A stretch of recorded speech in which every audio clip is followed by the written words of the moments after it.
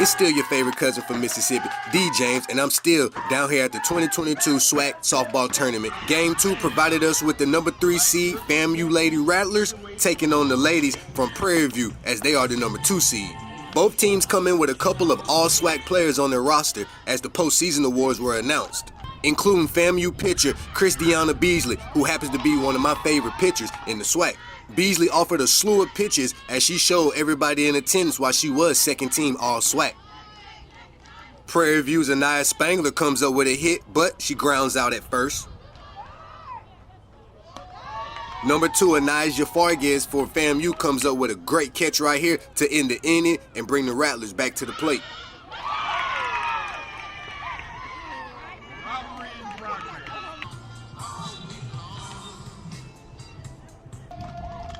Destiny Cuevas makes contact with the ball here, but sadly she grounds out at first. FAMU number 2, Vargas, the one who caught the out to bring them back to the plate, ends up getting walked, so she lands on first. PV wants to have a discussion. They have number 31, Kaylin Massey. She's on the mound. They just want to get a little understanding as they move forward. Right here, FAMU pops the ball up, and the catcher gets up under it. For the final out, back comes Miss Beasley, the pitcher for FAMU, and she's still slinging gas. I mean, literally, watch her drop that in there, and she continued early on to be throwing out some heat. Another one.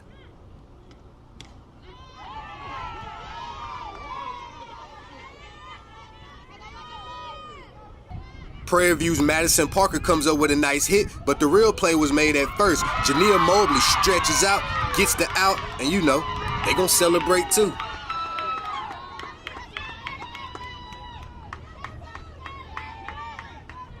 FAMU secures the final out right here at first. Now, the Lady Rattlers are headed back to the plate.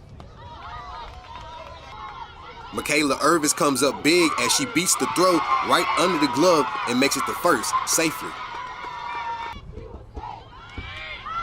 FAMU puts one in the air. Prairie View tracks it down to secure the out. And then again, they put another one in the air, and Prairie View's outfield comes up clutch. They secure the final out of that inning. Beasley ended up walking a few batters, but they still made it out the inning with 0 runs given up.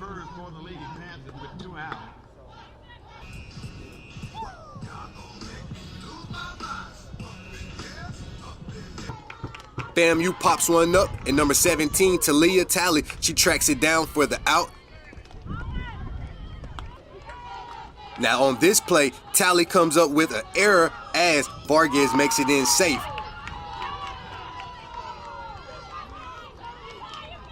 On this play here, we had a collision at second base, but it's good to see that both teams are showing that good SWAC sportsmanship that is advocated throughout the SWAC and all HBCU sports.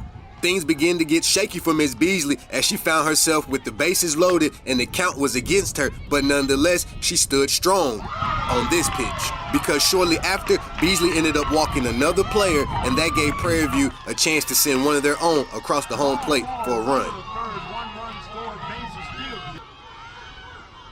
Prairie View, feeling the momentum, gets a nice hit here. The player ends up safe at first and drives in 2 runs. And as you can see in the background, the ladies at Prairie View are very much excited. Your final from Game 1 was Prairie View 4, FAMU 3.